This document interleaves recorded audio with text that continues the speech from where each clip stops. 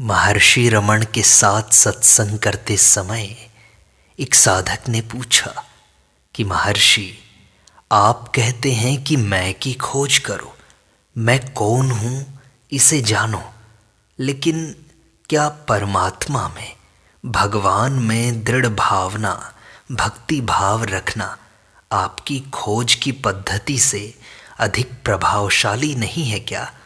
भक्ति भाव विधेयात्मक है, जबकि आपकी विधि निषेधात्मक है। इसमें किसको हम प्रधानता दें?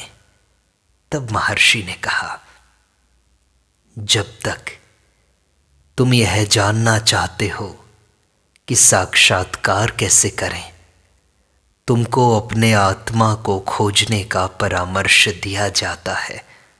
तुम्हारा पद्धति को खोजना अलगपन का द्योतन करता है। महर्षि, क्या यह ठीक नहीं होगा कि मैं कौन हूँ इसकी अपेक्षा हम कहें कि मैं परब्रह्म हूँ ऐसा? इसकी पुष्टि कौन करता है तुम्हारे अंदर? उसे करने वाला कोई एक तो होगा ही ना। उस एक को खोज लो। कौन तुम्हें कहता है कि मैं कौन हूँ इसकी खोज की बजाय मैं परब्रह्म हूँ ऐसा उचित है? कोई तो सोचने वाला होगा, उसको ही तुम ढूंढने का प्रयास करो। महर्षि, क्या खोज की अपेक्षा ध्यान श्रेष्ठ नहीं है? ध्यान में मानसिक आकृति विशेष का भाव होता है, जबकि खोज परम सत्य के लिए की जाती है। ध्यान पदार्थनिष्ठ होता है, जबकि खोज आत्मनिष्ठ होती है। महर्षि, क्या इस विषय के प्रति कोई वैज्ञानिक दृष्टिकोण नहीं है? असत का त्याग तथा सद्वस्तु की खोज वैज्ञानिक ही तो है। महर्षि, मेरा आशय यह है कि धीरे धीरे निरसन हो, पहले मन का, फिर बुद्धि का, फिर अहंकार का, ऐसे। आत्मा ही सत्य है, अन्य सब मिथ्या है। मन तथा बुद्धि तुमसे पृथक नहीं है। महर्षि, यह देह चेतना क्या है तथा यह खुद की खोज में कैसे सहायता प्रदान करती है? देह चेतना क्या है? पहले हमें ये बताओ, चेतना से पृथक तुम कौन हो? चूंकि देह चेतना है, देह का आधार बनता है जो मैं चेतना से उदय होता है, और इसका उदय चैतन्य से है। तो चैतन्य से उदय हुआ मैं से उदय हुई देह चेतना, और देह चेतना से उदय हुआ देह। शुद्ध चैतन्य ही सदैव विद्यमान है, तथा इसके अतिरिक्त कुछ भी तो नहीं है। जिसे अब तुम देह चेतना मान रहे हो, वह अध्यारोपण के कारण है। यदि केवल चैतन्य है और उसके अलावा कुछ भी नहीं है, तो उपनिषद जो कहते हैं आत्मनस्तु कामाय सर्वम प्रियम भवति, आत्मा के प्रेम के कारण ही सब प्रिय हैं, इससे तुम्हें स्पष्ट हो जाएगा। एक प्रश्न उठता है, उस अवस्था में आत्महत्याएं क्यों होती हैं? जीव आत्महत्या क्यों करता है? चूंकि वह दुखी है और अपने दुख का अंत करना चाहता है। वह वास्तव में ऐसा करके अपनी देह से अपना संबंध विच्छेद करता है, जो सारे दुखों की जड़ है। देह की हत्या करने वाला हत्यारा अवश्य ही होगा। वही आत्महत्या के पश्चात जीवित रहेगा। वही तो आत्मा है। महर्षि, आप कहते हैं कि जब हम खुद की खोज कर लेते हैं, साक्षात्कार की अवस्था पा लेते हैं, तो संकल्पों के अत्याचार से मुक्ति पा लेते हैं। क्या संकल्पों का प्रकृति की योजना में कोई स्थान नहीं है? चाहे निम्न भूमिका पर हो, पर होना तो चाहिए ना। संकल्पों का उदय मैं भाव से होता है, जो स्वयं आत्मा से उदय होता है। इस प्रकार आत्मा मैं तथा अन्य संकल्पों के रूप में व्यक्त होता है। संकल्पों के होने या न होने का क्या महत्व है? महर्षि, क्या उत्तम विचार साक्षात्कार में सहायक हैं? क्या वे खुद को जानने में उपयोगी हैं? क्या वे प्रामाणिक माध्यम अथवा साक्षात्कार हेतु पहली सीढ़ी नहीं है? हाँ, इस प्रकार वे निकृष्ट संकल्पों को दूर रखते हैं। साक्षात्कार की अवस्था से पूर्व स्वयं उन्हें भी लुप्त होना ही होगा। महर्षि, क्या साधना के संकल्प साक्षात्कार का ही एक पहलू नहीं है? क्या वे उस दृष्टि से सहायक नहीं हैं? साधना के संकल्प साक्षात्कार में सहायक हैं, इसी हद तक कि वे निकृष्ट संकल्पों को दूर रखते हैं। सारे संकल्पों को, चाहे वो साधना के हों या ना हों, सबको एक बार आत्मा में लुप्त होना होगा। संकल्प उत्तम हो या अधम हो, तुमको दूर ले जाते हैं, समीप नहीं। चूंकि संकल्पों से आत्मा अधिक निकट है, तुम आत्मा हो, जबकि संकल्प आत्मा से अलग है। महर्षि, क्या सभ्यता सामान्यतः धीरे धीरे किंतु निश्चित रूप से इस आत्म साक्षात्कार की सही दिशा में आगे बढ़ रही है? सभ्यता प्रकृति की योजना में ही है। अंततः यह भी सबके समान अपने आप को आत्म साक्षात्कार में विलीन कर देगी। महर्षि, क्या प्राचीन ढंग का एक उत्तम पुरुष आधुनिक सभ्यता के एक बुद्धिमान तथा व्यवहार कुशल व्यक्ति की तुलना में साक्षात्कार के अधिक निकट है? साक्षात्कार करने वाला मनुष्य देखने में गंवार प्रतीत हो सकता है, परंतु गंवार साक्षात्कारी पुरुष नहीं है। तो महर्षि, क्या यह धारणा उचित है कि समस्त घटनाएं जो हमारे साथ होती हैं ईश्वर के द्वारा प्रेरित हैं? क्या वे खुद की खोज में सहायक हैं, इस कारण उत्तम हैं? हाँ, ऐसा ही है। तथापि अन्य वस्तुएं तथा ईश्वर आत्मा से पृथक नहीं है। यदि तुम आत्म भाव से रहो तो इनका संकल्प भी क्यों उत्पन्न होगा? महर्षि, क्या खुद की खोज में क्या बाह्य साधनों का उपयोग आध्यात्मिक दृष्टि से उचित है? आत्मा का शरीर से तादात्म्य करना ही तो भूल है।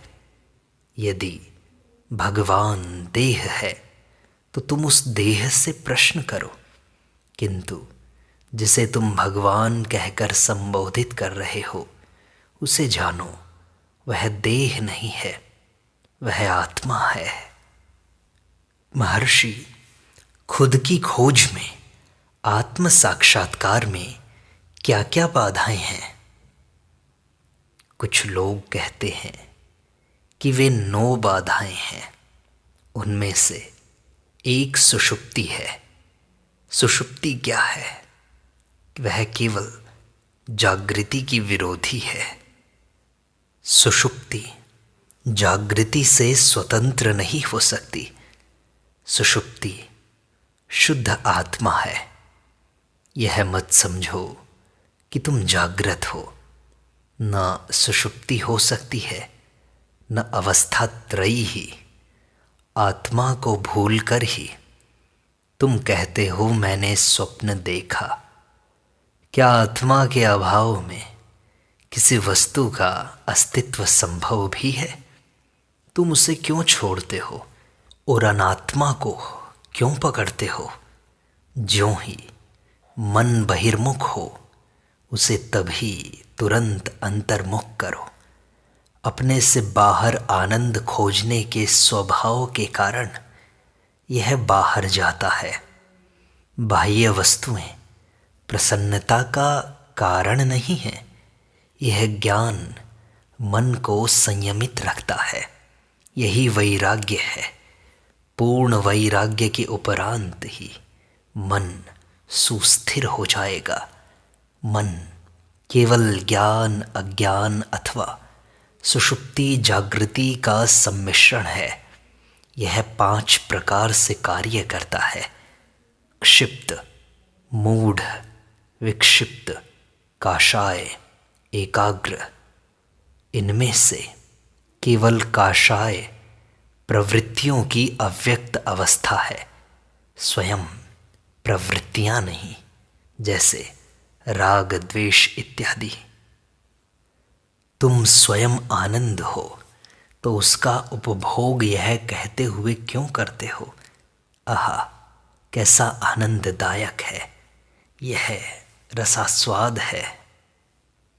महर्षि शास्त्रों में कहा है कि स्वयं जीवन मुक्ति आनंद ही है।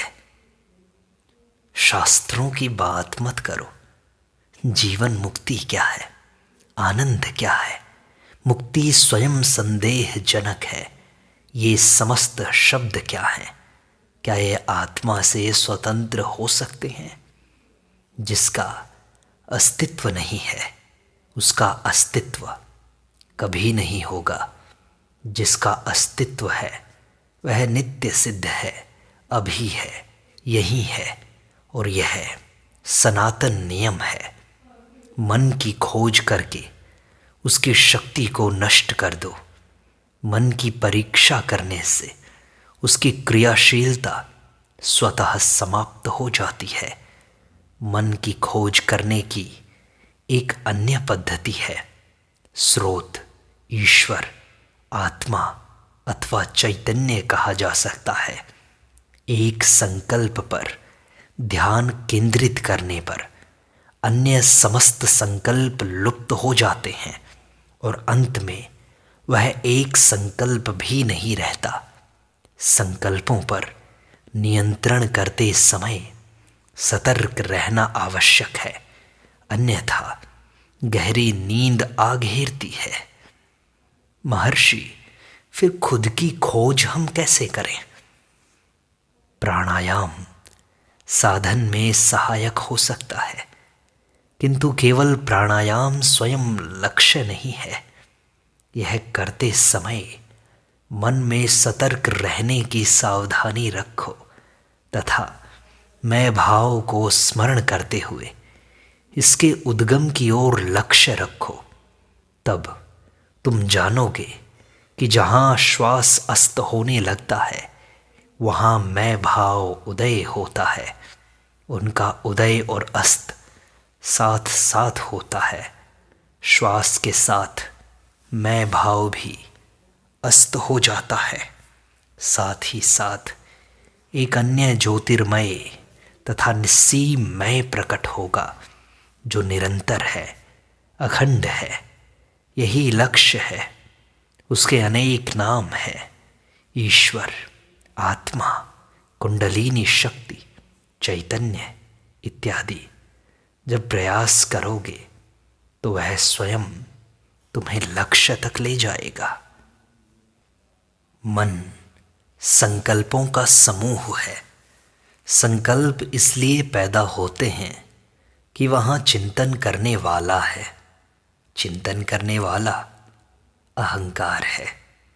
अहंकार को खोजोगे तो यह स्वतः ही लुप्त हो जाएगा। अहंकार तथा मन एक ही हैं। अहंकार मूल संकल्प है जिससे अन्य समस्त संकल्प उत्पन्न होते हैं। महर्षि, जब हम खुद की खोज करते हैं तो ऐसी स्थितियां आती हैं कि बाहरी दृश्य जैसे स्पष्ट दिखाई नहीं देते, तथापि अपने लिए कोई स्पष्ट महत्व न रखते हुए उनका अस्तित्व विद्यमान रहता है। मन में गहन शांति रहती है। क्या यह समय आत्मा में डुबकी लगाने का होता है, खुद में स्थित होने का होता है? इसे कैसे समझें? मन में जागृति के साथ शांति है। वस्तुतः यही वह अवस्था है जिस पर लक्ष्य रखना है।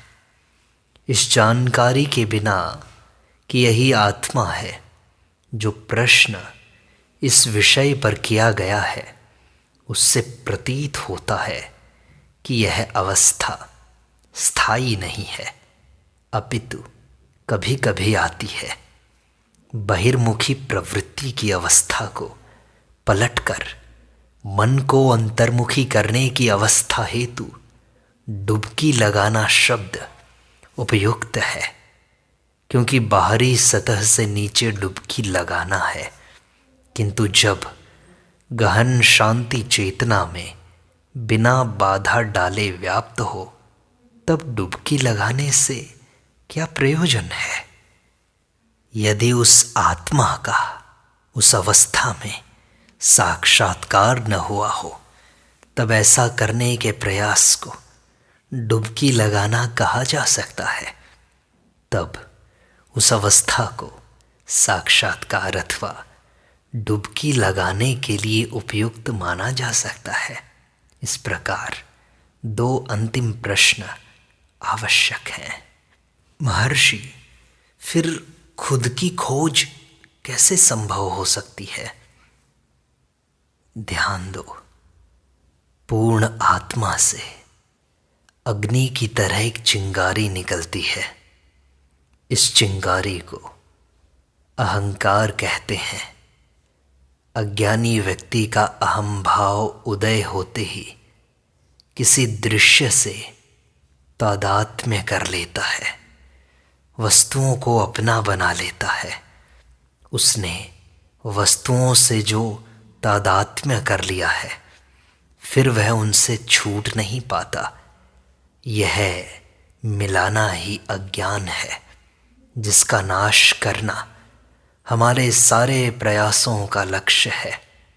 यदि उसकी तादात्म्य की प्रवृत्ति को समाप्त कर दिया जाए, तो वह अहंकार शुद्ध रहता है और अपने मूल स्रोत आत्मा में विलीन हो जाता है।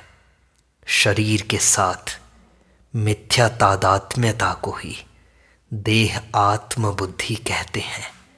इसके नष्ट हो जाने पर ही खुद की खोज संभव है, उत्तम परिणाम आने लगेंगे। तो महर्षि, इसको नष्ट कैसे करें फिर? हम गहरी नींद में देह तथा मन से संबंध बनाए बिना ही रहते हैं, किंतु अन्य दो अवस्थाओं में, जागृति तथा स्वप्न में, हम उनसे संबद्ध रहते हैं। यदि हम देह से संबद्ध होते हों, तो हम सुषुप्ति में बिना देह के कैसे रहते हैं? हम अपने आप को उससे अलग कैसे कर सकते हैं जो हमसे बाहर है, न कि उससे जो हमारा ही है, हम ही हैं।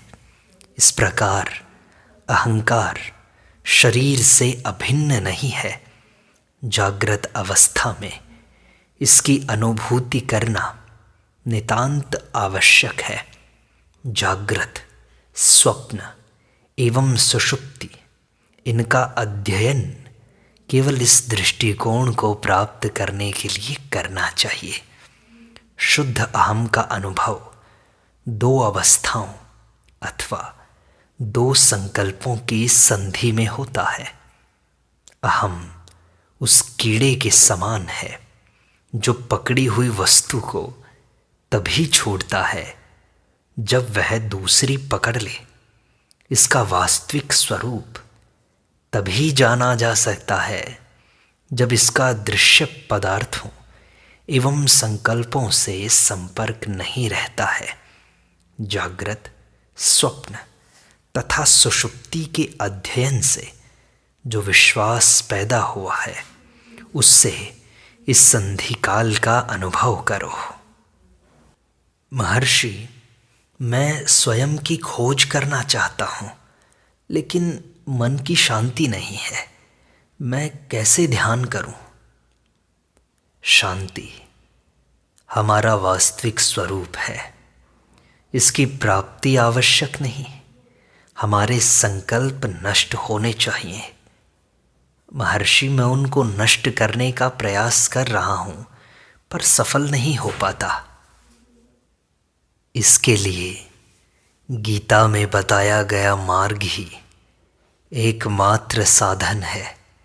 जब कभी मन चंचल हो, उसे वापस लाकर ध्यान में लगाओ। अभ्यास वैराग्याभ्याम तन्निरोधः। अभ्यास और वैराग्य से मन का निरोध हो सकता है। अभ्यास तथा वैराग्य आवश्यक है। विस्तारशील संकल्पों का अभाव वैराग्य है। केवल एक विचार पर एकाग्र होना अभ्यास है। ध्यान का एक विधेयात्मक पहलू है तथा दूसरा निषेधात्मक। महर्षि, मैं स्वयं की खोज करते करते नींद में पहुंच जाता हूं और वहां शांति प्रतीत होती है। क्या नींद ही आत्म साक्षात्कार है? यह आत्मा है। तुम साक्षात्कार की बात क्यों करते हो? क्या ऐसा एक भी क्षण है जब आत्मा का साक्षात नहीं होता? यदि ऐसा कोई क्षण होता, दूसरे क्षण आत्म साक्षात्कार का क्षण कहा जाना संभव होता। ऐसा कोई भी क्षण नहीं है जब आत्मा न हो या जब आत्मा का साक्षात्कार न हो।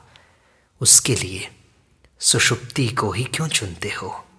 इस समय भी तुम्हें आत्मा का साक्षात्कार है। पर महर्षि, इस अवस्था में मैं समझ नहीं पाता। इसका कारण यह है कि तुम आत्मा को देह से मिला रहे हो। मिथ्या तादात्म्य को त्याग दो और आत्मा ही प्रकट रहेगी। महर्षि, किंतु मेरे प्रश्न का समाधान नहीं हुआ। सुषुप्ति में यह आसक्ति नहीं होती। इसकी अनुभूति तथा अनुभव अभी है। माया का वास्तविक स्वरूप क्या है जो तुम्हारा वास्तविक स्वरूप नहीं है? माया के बारे में क्यों विचार करते हो? यह भ्रांति किसे हुई है? अपने वास्तविक स्वरूप को जान लेने पर मैं मेरा नहीं रहेगा। यही माया से मुक्ति पाना है। माया बाहर नहीं है कि उससे किसी अन्य प्रकार से मुक्त हुआ जा सके। स्वयं की खोज कर लेने पर मन के सारे विचार शांत हो जाएंगे। मन, अहंकार, बुद्धि, सारे संकल्प ही माया जाल बनाते हैं। जब तुम स्वयं की खोज कर लोगे तो ये माया जाल अपने आप कट जाएगा। तुम आत्मा में स्थित हो जाओगे।